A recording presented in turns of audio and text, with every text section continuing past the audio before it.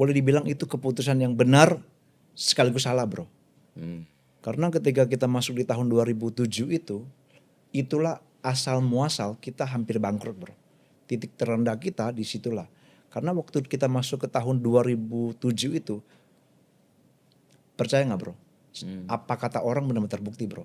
Hampir semua jualan kita itu nggak dibayar bro. Wow. Jadi tahun 2007 sampai 2008 itu tahun yang paling berat buat saya, buat kakak saya, dan khususnya buat Gama Persada. Jadi benar-benar tahun yang paling berat, paling luar biasa, dan waktu itu saya sudah pikir udahlah, saya mau menyerah, bahkan saya udah berpikir yang aneh-aneh. Tapi puji Tuhan bro, saya ketemu dengan banyak teman-teman yang luar biasa di satu komunitas. Saya percaya bahwa komunitas pergaulan yang tepat itu sangat penting bro.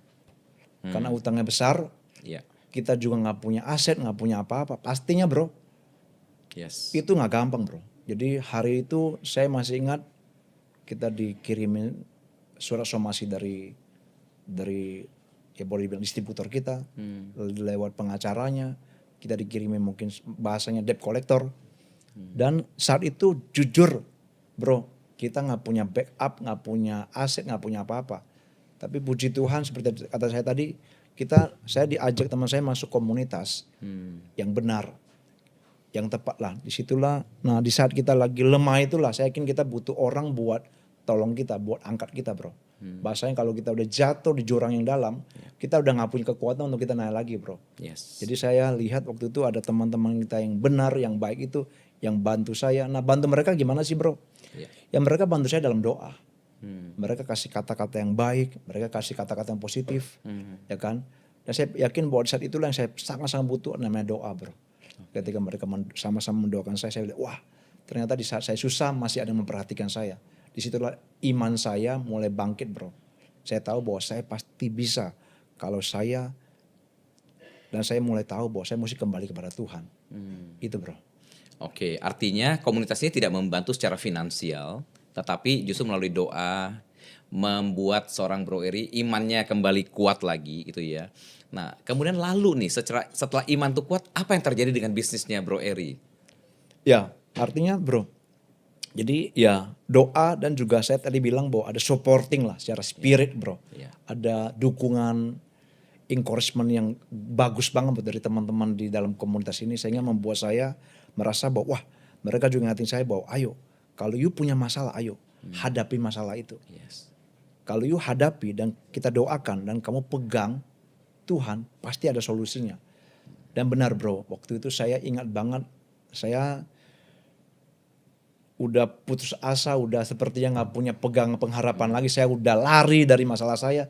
Tapi ketika teman-teman saya buat saya doain saya, dan seperti kata bro, iman saya bangkit dan saya menghadapi masalah saya. Dan akhirnya memang bro, hari-hari ini banyak orang bro ketika punya masalah lari seperti saya. Tapi kalau kita punya Tuhan, kita punya teman-teman yang baik, yang benar itu bro, saya yakin kalau kita menghadapi masalah kita pasti ada solusinya bro. Amin, amin. Yes, jadi artinya setiap masalah tuh, setiap badai pasti berlalu gitu ya. Bro. Tapi bagaimana kita menghadapi badai itu, melewatinya dan bisa keluar dari badai itu, itulah yang akan membuat kita keluar menjadi seorang pemenang seperti hari ini yang sudah Bro Eri alami gitu ya. Nah, Bro Eri kan juga dikenal sebagai seorang yang berani dan cepat dalam mengambil keputusan. Ya. Nah, boleh nggak share apa yang membuat seorang Bro Eri ini nyaman dengan ketidakpastian? Oke, thank you Bro Yohan. Ini pertanyaannya ini susah sekali nih bro. Ini siapa yang bikin? Oke, tanpa mengambil keputusan pun itu adalah sebuah keputusan. Yes, setuju. Saya pikir bahwa ya di hidup ini ya kita mesti mengambil keputusan. Saya belajar untuk apapun setiap hari itu kita mengambil keputusan bro. Ya kan, dari pagi waktu kita bangun pagi bro, ya kita mesti memutuskan nih, kita mau bangun atau tidur lagi bro. Kita hari ini mau makan apa? Kita mau pakai baju apa? Ya kan? Kalau Bro Yohani mungkin mau pakai mobil yang mana bro ya kan? Karena mobilnya mungkin banyak bro. Jadi saya pikir hidup ini adalah rangkaian dari keputusan yang ada bro. Dan memang paling penting adalah mengambil keputusan yang tepat bro. Dan apakah setiap kali saya ngambil keputusan yang tepat? Belum tentu juga bro. Tapi saya belajar untuk mengambil keputusan dan mengkoreksinya bro, itu yang jauh lebih penting bro. Disebut saya cepat apa enggak itu relatif sih bro. Ya tapi saya belajar untuk ketika ada masalah, ketika ada tantangan, saya belajar untuk mengambil keputusan yang tepat dan sekaligus cepat bro. Oke, nah itu dia menjadi sebuah pertanyaan tentunya ya bagi setiap orang. Keputusan itu kan pasti kita pengennya cepat dan tepat ya. Seandainya nih, atau mungkin Pak, seorang Bro Eri pernah mengambil sebuah keputusan yang salah dan tuh membuat Bro Eri juga ya mengalami rentetan kesalahan yang begitu banyak konsekuensinya. Boleh share nggak apa itu dan bagaimana menghadapi konsekuensi dari kesalahan itu? Saya yakin semua kita pasti pernah bro. Ya, dan memang boleh dibilang ketika, maka tadi saya bilang bro, waktu kita mengambil keputusan untuk masuk ke dunia government, itu boleh dibilang seperti keputusan yang benar sekaligus salah bro. Oke. Ya kan, kalau hari ini kita lihat ini benar bro, tapi kalau 2 tahun pertama kita anggap itu salah. Karena begitu banyak efek samping yang gak baik buat kehidupan kita. Kita punya utang yang besar, kita dikejar debt collector, pengacara, ya kan, susah tidur. Di 2 tahun itu sepertinya wow, seperti neraka buat saya dan juga mungkin buat kakak saya. Tapi kalau saya lihat bahwa semua rangkaian keputusan, ya kan, mungkin boleh salah. Tapi di ujung ketika kita memperbaikinya akan jadi baik adanya bro. Tapi saya pikir bahwa keputusan yang paling penting dalam hidup kita adalah bagaimana kita memilih pasangan kita. Dan saya bersyukur, beruntung bahwa saya memilih pasangan yang terbaik, istri saya sampai hari ini bro. Ya seperti pepatah katakan bahwa rahasia keberhasilan seorang pria ada seorang wanita luar biasa di belakangnya. Dan itu terbukti dari seorang Bro Eri gitu ya. Bagaimana peran istri ini sangat penting, sangat vital di dalam kehidupan seorang Bro Eri. Nah ngomong-ngomong nih Bro Eri, tadi kan sempat membahas mengenai komunitas. Yes. Boleh nggak diceritakan komunitas apa sih? Jadi tahun 2007-2008 itu bro, saya akhirnya masuk satu komunitas namanya FGB MFI Indonesia bro. Full Gospel Businessman Fellowship Internasional yang ada di Indonesia bro. Jadi kalau Bro Yohanes saya nggak tahu udah pernah dengar apa belum bro. Jadi komunitas ini itu dari Amerika sejak tahun 1952. Dia masuk ke Indonesia di tahun 1960-an 70-an dan ketika saya masuk saya melihat wah ini satu komunitas yang sangat luar biasa. Nah FGBMFI itu adalah komunitas pengusaha Katolik Kristen yang sebenarnya tujuan mereka cuma satu, pengen bantu supaya pengusaha-pengusaha khususnya di Indonesia ini bisa jadi pengusaha yang lebih baik, lebih benar, dan juga jadi berkat buat Indonesia. Itu tujuan mereka bro. Dan saya lihat di sini di dalam komunitas ini mereka saling mendoakan, saling mensupport supaya mereka bisa capai tujuan hidup mereka masing-masing. Dan tentunya berkat komunitas inilah seorang Bro Eri yang tadi mungkin jatuh di dalam lembah kekelaman gitu ya, dalam pergumulan hidup yang begitu luar biasa, akhirnya bisa bangkit kembali. Saya pikir bahwa ya ada pepatah bilang ini bahwa, bukan pepatah, ada satu kebenaran ngomong ini bahwa pergaulan yang buruk merusak kebiasaan kita yang baik bro. Yes. Saya juga percaya kalau pergaulan yang baik itu juga merusak kebiasaan kita yang buruk. Dan saya juga pernah juga bro ikut seminar, gini-gini saya juga pernah ikut seminar bro. Seminar marketing, seminar bisnis, dia ngomong gini. Jadi waktu itu saya ikut seminar Pak James Gui, kalau bro pernah dengar ya. Pak pernah. James Gui, nah dia ngomong gini bahwa coba tuliskan 7 teman kita. Ya kan, jadi masa depan kamu gak akan jauh-jauh dari teman kamu itu. Ya kan, dia kasih satu slide bilang bahwa show me your friend and I will show your future. Jadi saya pikir bahwa komunitas itu sangat-sangat penting buat kita bro. Karena itu akan menentukan ala langkah, keputusan, dan masa depan kita.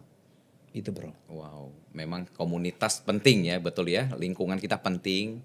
Nah tentunya juga kita balik ke bisnis lagi nih setelah dari komunitas ya. Saya mau ajak Bro Eri.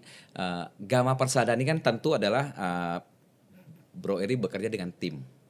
Nah tadi kan kalau dibilang di komunitas kita butuh orang-orang yang selevel lah gitu lah artinya ya, yang tepat untuk bisa membangun. Nah tim juga pasti orang yang tepat, betul ya. Nah pernah nggak Bro Eri dalam perjalanannya memilih orang yang salah di dalam tim bisnisnya Bro Eri? Bro udah pernah belum? Pernah. Pastinya pernah. Saya pikir ya pasti semua pengusaha udah pasti pernah bro. Cuma maksud di sini saya nggak lagi dalam posisi untuk menjelekkan satu orang apa dua orang bro. Jadi cuma saya pribadi punya satu pengalaman yang gak mungkin saya lupa bro. Jadi kita pernah narik satu GM yang akhirnya jadi direktur perusahaan kita. Jadi boleh dibilang dia sudah jadi tangan kanan saya lah. Udah lama kita sering pergi bareng, bisnis traveling bareng ke China, ke London, kemana-mana. Ya kita udah traveling banyak negara untuk kita bisnis trip. Dan satu hari ketika saya lagi bangun bisnis baru, saya mempercayakan bisnis saya kepada dia. Dan yang terjadi apa bro? Tiba-tiba satu hari dia mau minta keluar. Wow. Dan dia gak cuma mau minta keluar bro. Dan sebelum dia keluar pun, dia bikin perusahaan seperti saya 7 bulan sebelumnya. Dan ketika dia keluar, yang terjadi bro tau lah ya. Iya. Pastinya bahwa dia coba membawa semua customer kita. Iya. Gitu bro. Jadi saya pikir bahwa memang gak mudah bro. Betul. Kadang-kadang membangun tim itu ya kita gak tahu. Kita gak bisa lihat. Kita cuma bisa, waktu yang membuktikan bahwa tim ini benar-benar bisa kita andalkan sekaligus kita percaya bro.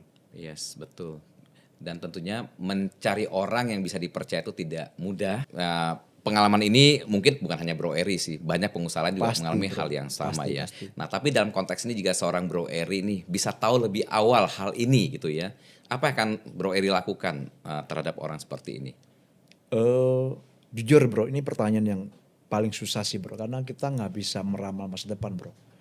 Dan yang udah terjadi yang mesti terjadi bro. Tapi mungkin saya mau share aja bro, bahwa ketika itu terjadi bro, yang saya mungkin yang paling penting adalah ketika itu terjadi, apa sih yang mesti kita lakukan bro. Nah saya pikir manusia itu punya dua hal bro, namanya reaksi dan respon bro. Ya. Ketika saya di bahasanya tanda kutip saya dikhianati, itu pasti nggak mudah bro. Reaksi saya itu saya sempat marah, kecewa bro. Ya itu tuh nggak mudah bro. Karena boleh dibilang bahwa kita udah mempercayakan ini hampir semua bisnis kita ke dia. Semua supplier kita di semua negara dia udah tahu semua. Semua dapur kita udah tahu semua bro. Bisnis kita semua udah tahu semua bro. Jadi waktu itu saya anggap dia ini udah kayak bukan sekedar semua sebagai karyawan, udah kayak partner bisnis, dia udah punya saham juga. Iya. Jadi memang gak mudah, tapi yang paling penting adalah respon saya bro. Ketika itu saya meresponi bahwa udahlah, saya mesti ampuni dia. Dan respon saya yang kedua adalah saya mengumpulkan semua tim yang ada. Sisa tim yang saya bilang udah gak apa-apa. Kita tetap fokus ke bisnis kita. Kita gak usah lakuin hal yang gak benar. Tetap di jalan yang tepat yang benar. Dan puji Tuhan bro, sejak saat itu bisnis kita bukan makin turun bro. Kita makin bertumbuh dan bertumbuh bro. Saya yakin bahwa respon kita yang benar akan menentukan arah bisnis kita bro. Wow, keren banget ya. Jadi artinya memang masalah tidak membuat kita jadi jatuh, tapi justru membuat kita melambung tinggi ketika mengambil respon yang tepat. Yes. Setuju ya? Nah, kalau boleh Bapak share mengenai Gama Persada gitu ya. Tentunya Gama Persada bukan sebuah bisnis saja, tetapi ada sebuah calling. Nah, bagaimana perspektif itu mengubah seorang Bro Eri di dalam berbisnis? Oke, saya pikir kalau ngomong soal calling ini mungkin bahasa yang sangat ya mungkin nggak awam buat orang ya, tapi saya pikir bahwa bukan sekedar calling aja sih bro. Mungkin ini adalah bagaimana menjadikan Gama Persada ini impactful bro. Itu mungkin jauh lebih penting sih bro. Artinya bagaimana ini berdampak nggak cuma buat saya atau kakak saya, tapi berdampak pertama buat karyawan-karyawan kita bro. Ya. Jadi jujur bro, value yang mama saya ajarin tentang generosity itu benar-benar kita terapin di dalam perusahaan kita bro. Dan bro hari ini kita taping, hari ini baru kita bagi bonus lagi tahun 2025 bro. Jadi kalau bro bisa lihat di WA saya ini, semua lagi ucapin terima kasih semua bro. Jadi bahasa bagaimana impact itu penting bro. Bagaimana mereka bisa tahu bahwa Gama ini gak cuma sekedar sebuah perusahaan, tapi sebuah keluarga yang akan menjadi dampak buat internal kita dan keluarga mereka, kemudian jadi impact buat bangsa ini bro. Jadi saya pikir panggilan itu ya paling penting adalah bagaimana kita impactful, itu yang jauh lebih penting bro. Setuju. Sangat menarik ya sharing Bro Eri bagaimana sebuah perusahaan Gama Persada ini bukan hanya sekedar bicara mengenai bisnis belaka, tapi juga bicara mengenai sebuah keluarga ya kan. Bagaimana bisa membawa dampak buat mereka semua dan ujungnya kepada bangsa Indonesia Bro Eri.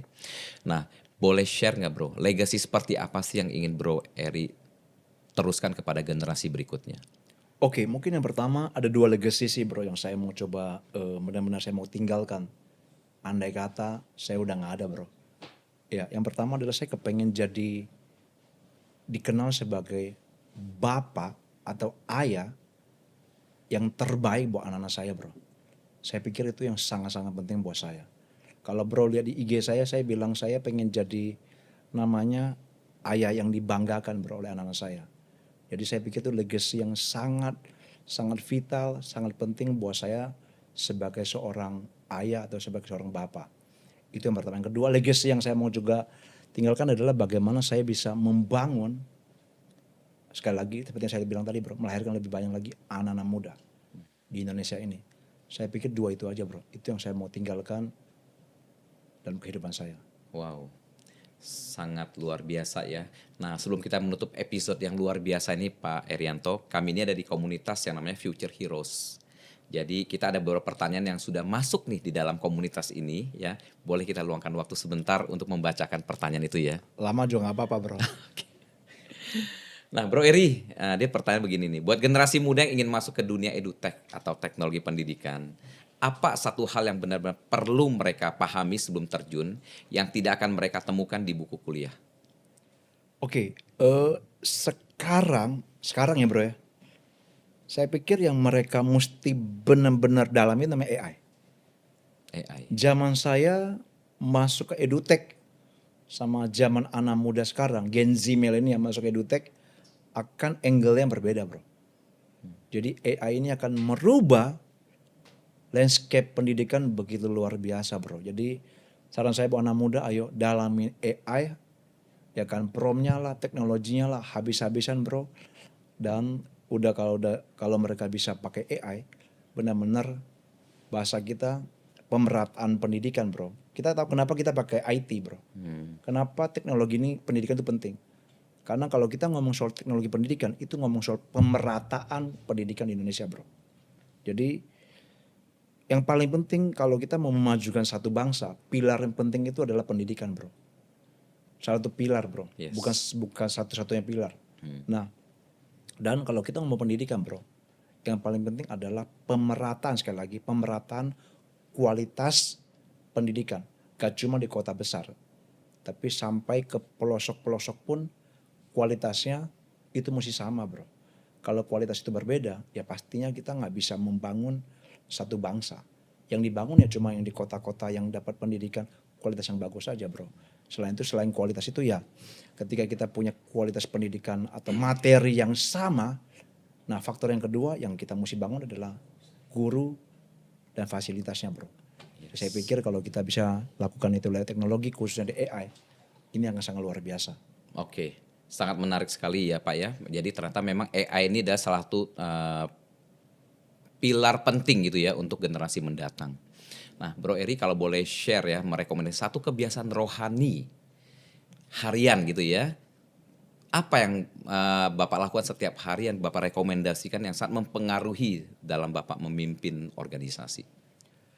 Oke, saya punya satu kebiasaan bro, ya kan. Saya ini membiasakan diri setiap pagi itu saya buka Bible saya, terus biasa ada satu ayat yang dibacakan, saya bisa baca itu. Yang kedua bro bisa lihat saya punya YouTube bro. Kalau pengen tahu orang bro, coba lihat YouTube-nya bro.